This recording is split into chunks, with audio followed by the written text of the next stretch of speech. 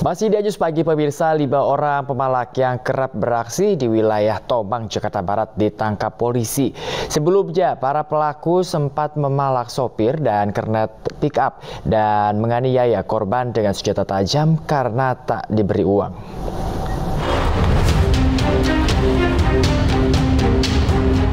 Aparat Polsek Tanjung Duren, Jakarta Barat menangkap komplotan pemalak sopir truk di sebuah warung kopi. Kamu sahabat? Hah? Ngaku kamu sahabat? Iya, Pak. Hah? Satu lagi kamu ngapain? Sebelumnya, para pelaku sempat memalak dan menganiaya sopir dan kernet mobil bak terbuka di eksit tol Tomang, Jakarta Barat. Akibat tidak diberi uang, pelaku menusuk sopir dan kernet dengan senjata tajam serta membawa kabur ponsel korban. Dari hasil penyelidikan, polisi menangkap 5 pelaku pemalakan di wilayah Bekasi, Jawa Barat, dan Kemanggisan, Jakarta Barat. Saat ditangkap, para pelaku mengaku sempat membuang 2 buah senjata tajam berupa gunting dan pisau. Awalnya ini, yang 2 ini pada saat mereka sedang ngopi-ngopi, ya kita amankan karena kita sudah tahu identitas dari saksi-saksi kita periksa, ya. Kemudian kita kembangkan lagi, ketiga orang ini kita amankan di rumahnya, ada yang di Bekasi dan juga ada yang di Kemanggisan. Kini kelima pelaku harus mempertanggungjawabkan perbuatannya dan terancam hukuman maksimal 12 tahun penjara. Dari Jakarta, Miftahul Gani, Ainus melaporkan. Satpol PP Kelurahan Cipulir menggerebek sebuah toko yang menjual obat terlarang di kawasan Kebayoran Lama, Jakarta. Di penggerebekan tersebut, petugas menyita ribuan obat terlarang siap jual dan 1 bilah senjata tajam.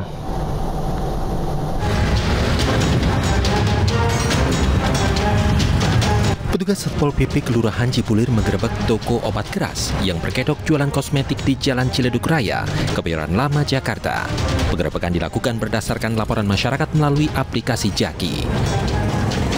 Dari hasil penggerebekan, petugas menemukan ribuan butir obat terlarang yang siap jual. Petugas juga menemukan 1 bilah senjata tajam jenis samurai di toko. Menurut Kasatpol PP Kelurahan Cipulir Eko Iswahyudi, pihaknya tak bisa menggali sumber obat tersebut lantaran pemilik toko berinisial S kabur saat petugas datang. Ketemu pemilik tadi, pemilik langsung alasannya telepon, ya kan? Alasannya saya tanya sudah berapa lama, katanya sebulan, ya kan? Terus dia keluar, langsung melarikan diri. Kita curigain, langsung kita perintahkan anggota untuk periksa lokasi. Kebetulan ditemukan ya sebanyak simer sebanyak 1025 butir dan tramadol 1310 butir serta flexipenidil 45 butir. Itu jenis obat-obatan yang harus dijual dengan resep dokter, tidak bisa dijual di. Untuk kepentingan penyelidikan, petugas akhirnya menggembok toko tersebut sampai pemilik toko kembali untuk dimintai keterangan. Dari Jakarta, Rizky Falufi, iNews melaporkan. Sementara itu, pemirsa, di Treskrimsus Polda Metro Jaya menetapkan 26 tersangka dalam peredaran obat keras di Jakarta. Dari 26 tersangka tersebut, 2 diantaranya adalah oknum tenaga kesehatan. 26 tersangka tersebut ditangkap berdasarkan 22 laporan polisi sepanjang Januari hingga Agustus 2023. Para tersangka ini tersebar di 24 lokasi di Jakarta yang terdiri dari importir, pabrik, dan toko obat ilegal. Di Reskrimsus Polda Metro Jaya, Kombes Pol Ade Safri Simanjuntak mengatakan dari puluhan tersangka, 1 diantaranya merupakan admin dokter sekaligus asisten apoteker. Selain itu, menurut Ade, ada juga perawat yang terlibat dalam peredaran obat keras ini. Untuk mendapatkan dan mengedarkan obat keras, para tersangka melibatkan oknum tenaga kesehatan dan menggunakan resep ilegal.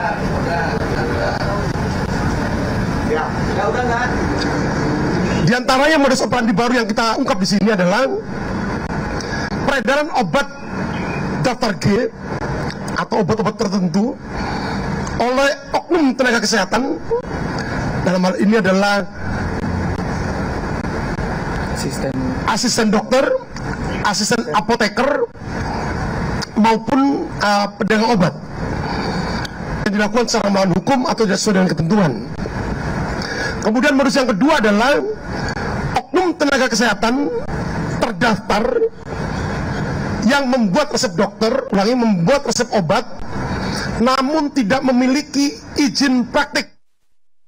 Jembatan penghubung desa telah lama rusak dan tak kunjung diperbaiki. Anak-anak di Aceh Timur terpaksa gunakan rakit menyeberang sungai untuk ke sekolah.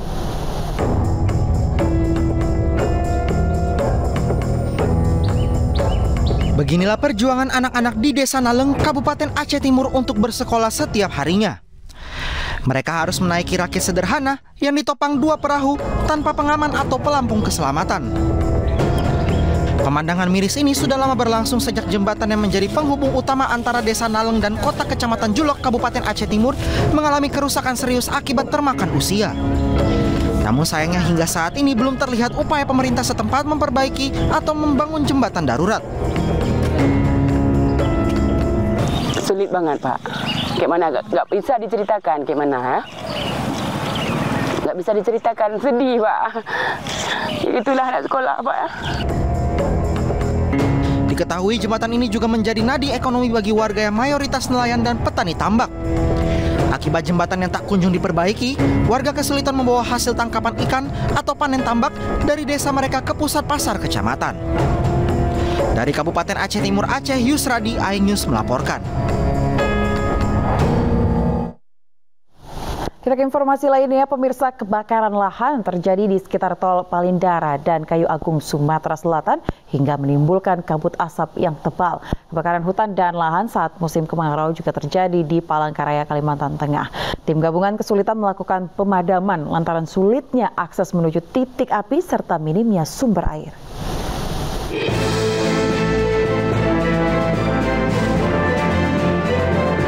Petugas berusaha memadamkan api dalam kebakaran lahan yang terjadi di Desa Ibul Besar dan Desa Palmeraya yang tak jauh dari tol Palembang Indralaya.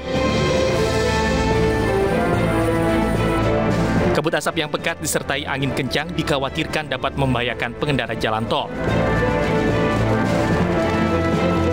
Kebakaran di sekitar jalan tol ini terjadi di semak belukar di atas lahan mineral. Cuaca yang kering membuat semak belukar rentan terbakar. Petugas kesulitan memadamkan api karena sulitnya akses ke lokasi dan minimnya sumber air. Saya menerjunkan sekitar kekuatan 100 orang. Jadi memang beberapa Daops Manggala Agni bergabung menjadi satu untuk pengamanan di situ. Sampai dengan tadi malam, alhamdulillah tadi pagi juga diinfokan aman. Tetapi memang hari Sabtu kemarin sempat terjadi kebakaran di samping tol juga di sekitar Pemulutan di Ibul Besar. Kalau kita tidak tangani di awal, itu sudah bisa menyeberang lagi ke jalan tol. Itu yang menjadi fokus kami saat ini.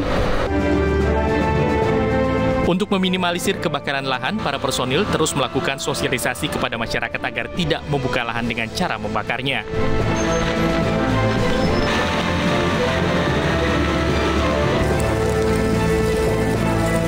Kebakaran lahan gambut terjadi di Jalan Keranggan Ujung, Kelurahan Kalampangan, Kecamatan Sabangau, Kota Palangkaraya, Kalimantan Tengah, menghanguskan 1 hektar lahan bercampur semak belukar yang kondisinya kering.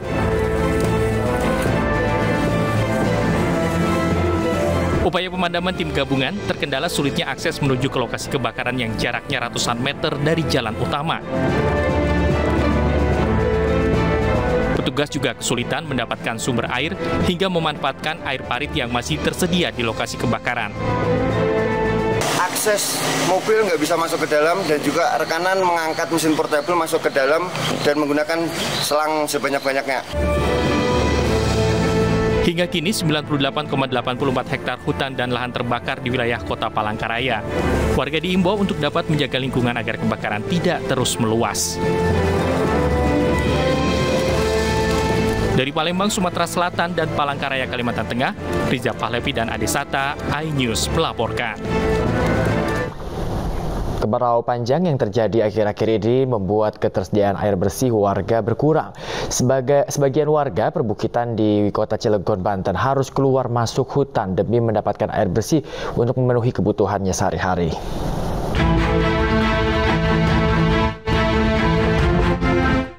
Para ibu rumah tangga di Kampung Cipala, Kelurahan Lebak Gede, Kecamatan Pulau Merak, Kota Cilegon, Banten harus rela antri menunggu giliran untuk mendapatkan air bersih. Air di sumur kecil hasil pemanfaatan resapan tumbuhan hutan ini harus diambil secara perlahan agar tidak membuat airnya keruh. Selain itu, warga juga tidak bisa langsung mengisi jerigen atau galonnya secara penuh, melainkan harus menunggu sumurnya terisi kembali. Krisis air bersih akibat kemarau panjang sudah dirasakan masyarakat yang tertinggal di perbukitan ini sebulan terakhir. Sementara untuk kebutuhan mencuci ataupun mandi, warga harus mencari alternatif di sumur lain di dalam hutan yang jaraknya berkisar 500 meter sampai 1,5 kilometer dari tempat tinggal mereka. Selain dari sini, ada tempat lain nggak buat ngambil airnya? Nggak ada lah, beli. Berarti ini satu-satunya, Bu, tempat ngambil air, Bu? Iya. Ini sejak kapan, Bu, kekeringan, Bu? Nah, kekeringan kalau udah panas 1 bulan, udah kering. Meskipun ada bantuan dari berbagai kalangan, namun hal itu tidak berpengaruh terhadap kondisi ini. Sebab banyak wilayah penduduk di sekitar perbukitan yang mengalami kondisi serupa. Dari Cilegon, Banten, Iskandar Nasution, iNews melaporkan. Pemirsa, pemerintah mulai melakukan teknologi modifikasi cuaca dengan menaburkan 800 kg garam di langit Jabodetabek. Hal ini dilakukan sebagai salah satu cara untuk mengurangi polusi di wilayah Jabodetabek. Teknologi modifikasi cuaca dilakukan untuk mengurangi polusi udara di wilayah Jabodetabek. Badan Riset dan Inovasi Nasional atau BRIN melakukan penyamaian awan dibantu TNI Angkatan Udara sejak Sabtu lalu dengan satu sorti penerbangan. Penyamaian awan dilakukan hampir selama 2 jam penerbangan yang menaburkan 800 kg garam di atas ketinggian 9.000 hingga 10.000 kaki. Teknik modifikasi cuaca dengan menaburkan garam baru pertama kali dilakukan di Jabodetabek. Sementara hal tersebut sudah dilakukan oleh beberapa negara seperti Cina, Korea Selatan, Thailand, dan India untuk mengurangi polutan yang ada.